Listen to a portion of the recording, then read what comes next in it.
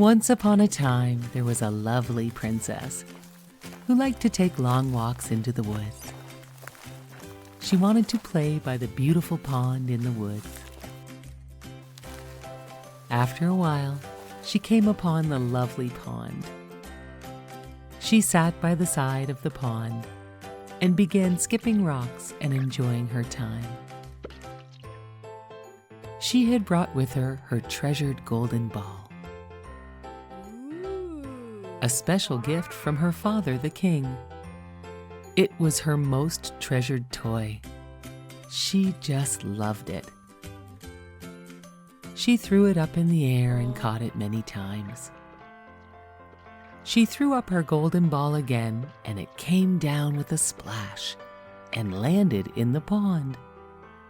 "Oh no!" cried the princess. "My beautiful golden ball! How will I ever get it back?" Just then, she saw an ugly frog coming out of the pond. The frog spoke and asked her, why was she crying? The princess could not believe she was hearing a talking frog. She blinked her eyes, and then the frog offered to retrieve her ball if she would let him live with her in her castle. She agreed to the deal and said, "Of course." The frog jumped back into the pond and dove very deep down and retrieved the princess's golden ball from the bottom of the pond. Wow. He then gave it back to the princess. She was so excited to get her golden ball back that she began to run back to the castle, forgetting all about her deal, leaving the frog behind.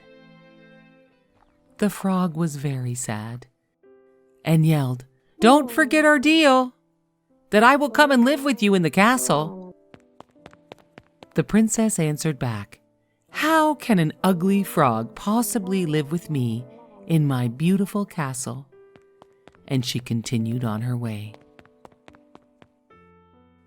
The frog knew he must go to see the princess at her castle. She had to keep the deal they had made. The frog knew he had to convince the princess she must let him stay with her, even if it was just for a night or two. The frog cleaned himself up so he looked his finest. He hopped out of the pond and started to hop towards the castle. The frog finally came to the castle during the dinner hour.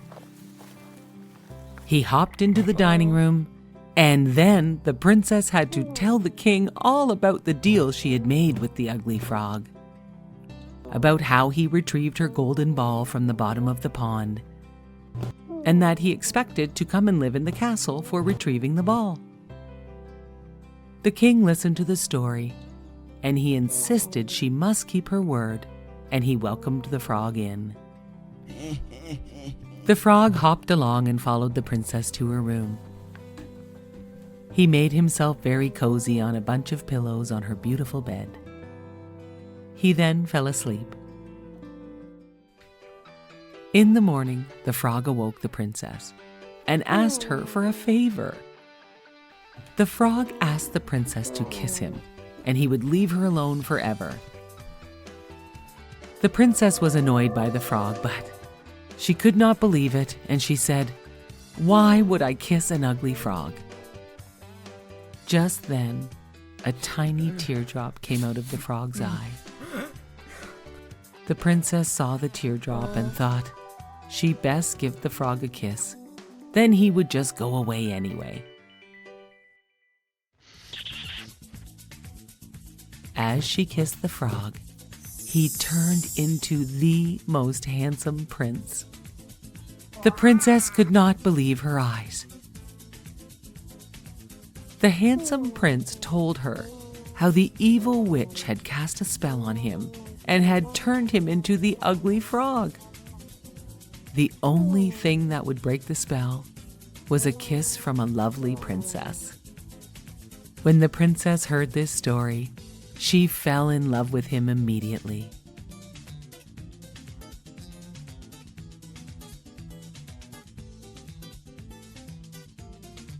The prince then asked her to marry him.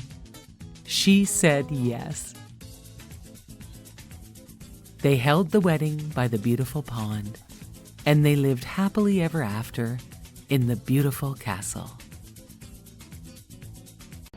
Once upon a time in the city of Paris, a young man lived in the bell tower of the Notre Dame Cathedral. He was strong enough to ring the church bells. He was also very gentle, gentle enough to hold small birds in his hands. His only friends were the gargoyles.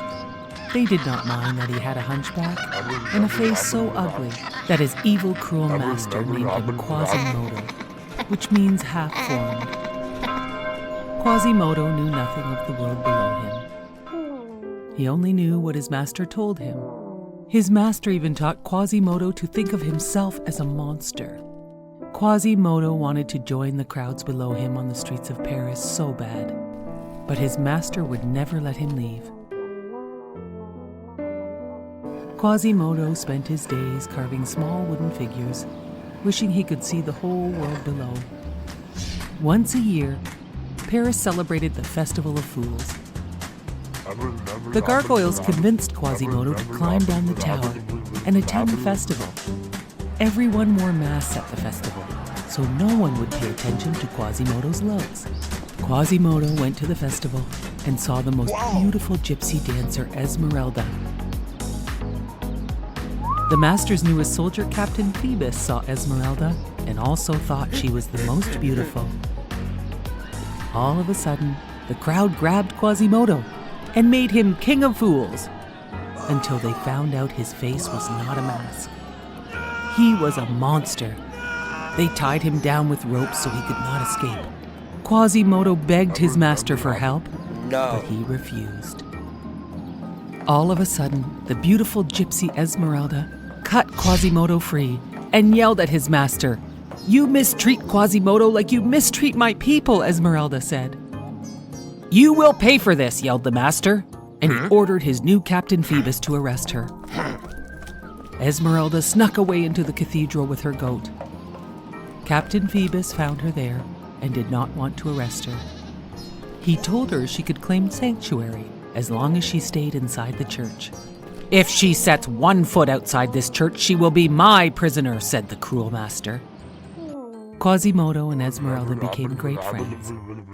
Quasimodo was confused because the master had told him how bad gypsies were, but Esmeralda was kind and good. And she did not think Quasimodo was a monster at all. "I think the master is wrong about both of us," said Esmeralda. Quasimodo helped her plan her escape. Quasimodo carried Esmeralda and her goat down the church walls to the street one night. She gave Quasimodo a special amulet and said, "Use this if you ever need help. It will show you how to find the Court of Miracles, the secret gypsy hideout." She promised she would visit Quasimodo again and kissed him on the cheek. When Esmeralda returned, she brought Captain Phoebus, who had been badly wounded. "The master attacked us, and Captain Phoebus tried to help. Please help him get well." Quasimodo agreed and hid the captain in the bell tower. The master still wanted to find the gypsies and thought Quasimodo might know where to find them all in their secret hideaway. The master tricked Quasimodo and told him he knew where the secret hideaway was, and he would attack the gypsies at dawn with 1,000 of his soldiers. This was just a trick by the cruel master. Quasimodo and Captain Phoebus decided they must use the special amulet to find Esmeralda and warn her. They secretly made their way to the Court of Miracles, but they had no idea the master and his soldiers were secretly following them. Quasimodo and Captain Phoebus led them to the secret gypsy hiding place. "Take them all away," the cruel master yelled to his soldiers. "No, please," begged Quasimodo. But the master had a heart of stone. The next day, the master had chained up Quasimodo in the bell tower and was going to punish Esmeralda in the courtyard below. Quasimodo broke his chains and rescued Esmeralda and brought her to safety in the bell tower. The master tried to break into the tower with his soldiers, but the gargoyles beat the master and his men. At last, the master's evil reign was over. The people of Paris cheered. Hip hip hooray for Quasimodo! Finally, Quasimodo understood he was not a monster at all. But to the people of Paris, he was a great hero. A long time ago, a woodcutter lived on the edge of a large forest with his 2 children, a girl named Gretel and his son named Hansel, and his wife, who was the children's stepmother. They were very poor, despite all the hardcutter's hard work. One year there was a terrible famine, and there was not enough food for the whole family.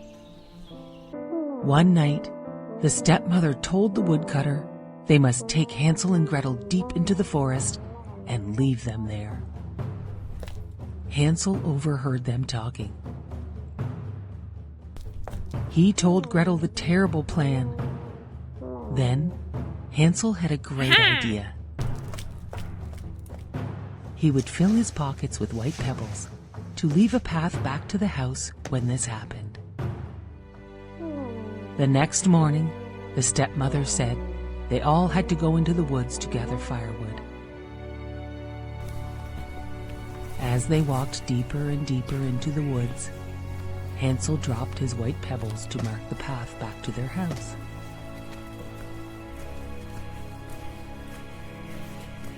The next day, Hansel and Gretel returned back to the house.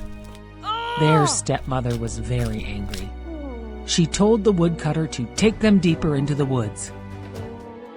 This time, Hansel marked their path with breadcrumbs from his pocket so they could find their way home. In the morning, there were no breadcrumbs.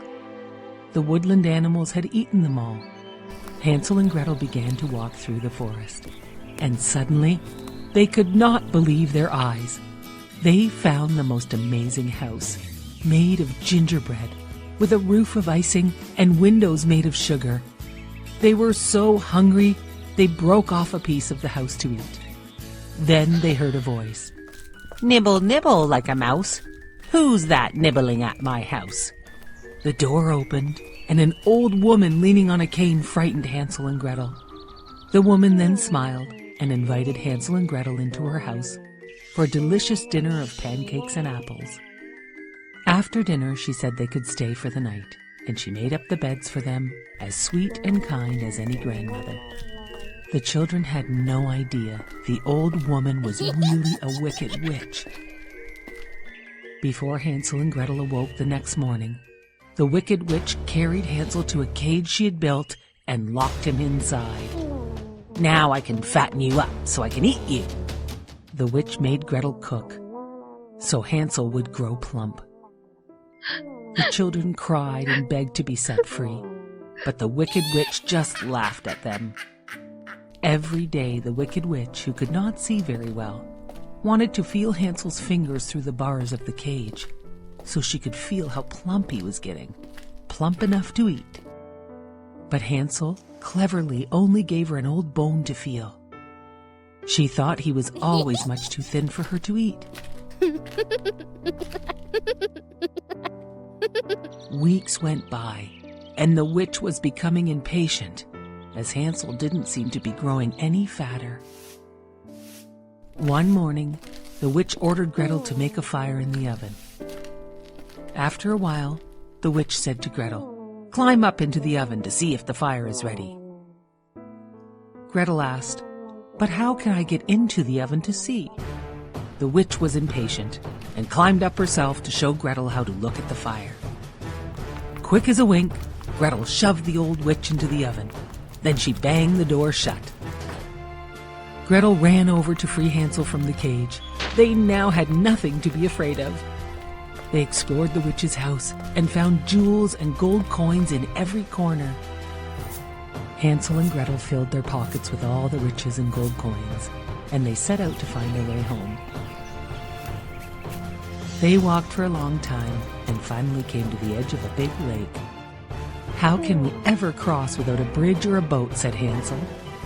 "Here comes a swan," said Gretel. "I will ask her to help us." The beautiful swan agreed to carry them across the lake.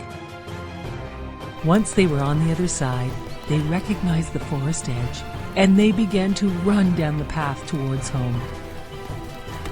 When the woodcutter saw them running towards him, he cried tears of joy for seeing his children. He did not have a moment of peace since he had left them in the forest. His wife had died while they were gone. The children emptied their pockets of all the gold, rubies, and diamonds. The father could not believe his eyes. The woodcutter, Hansel, and Gretel all lived happily ever after, with the help of the witch's gold and treasures.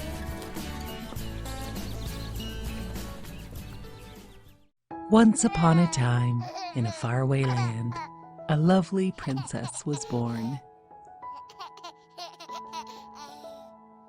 The king and queen named their daughter Aurora. They invited everyone in the kingdom to the palace to celebrate her birth. Everyone except for the evil fairy Maleficent. The wicked fairy was so mad about not being invited that she snuck in anyway, in a flash of lightning, and she put a curse on beautiful Princess Aurora. Before the sun sets on her 16th birthday, she will prick her finger on a spinning wheel and die. Then, Maleficent, in a flash of thunder, disappeared. Luckily, 3 good fairies were at the party, and they softened the curse with a prophecy that said, "If this will happen, you will only sleep, not die. Your sleep will be ended when your true love gives you a kiss." The 3 fairies disguised themselves as peasant women and agreed to raise Aurora in the woods to keep her identity a secret until the night of her 16th birthday. The years passed and Princess Aurora grew into a lovely girl. She only knew the 3 women as her aunts, not as fairies, and they called her Briar Rose.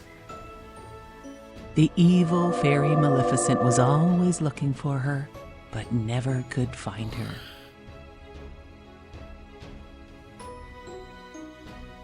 Briar Rose always dreamed of meeting a handsome young man and falling in love. Then, on the day of her 16th birthday, a prince was riding through the woods. The prince heard Briar Rose singing. He asked her to dance, and before they knew it, they had fallen in love.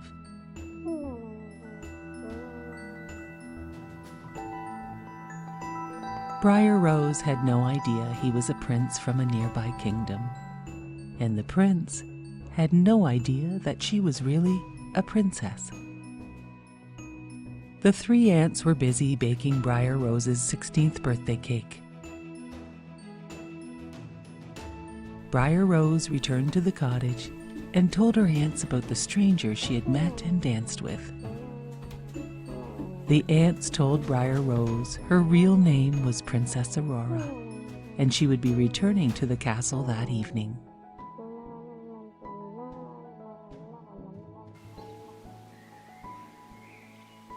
The 3 fairies brought Princess Aurora home to her eagerly awaiting family. Everyone thought the princess had escaped Maleficent's evil curse. But no one knew Maleficent was hiding upstairs. As soon as Maleficent saw Aurora alone, she put her in a trance and led her into a room with a gleaming spinning wheel. "Touch the spindle, touch it," said Maleficent. Princess Aurora obeyed. She pricked her finger and fell to the floor. The 3 fairies found the sleeping princess and were heartbroken. They must now find the handsome stranger the princess had met in the woods. The fairies found the prince, and when he heard the news, he raced towards Princess Aurora's castle. Maleficent was waiting to stop the prince, but she was no match for the prince, and he made his way to the peaceful, beautiful, sleeping Princess Aurora. He knelt by her side and gently kissed her. Slowly, Princess Aurora opened her eyes. She smiled when she saw the face of the handsome stranger from the forest. He was her true love. Aurora sat up and took his hand. The prince asked Aurora to be his bride. "Yes, of course," replied Princess Aurora. They would live in his grand castle, close to her parents and her fairy aunts. Princess Aurora and the prince lived happily ever after.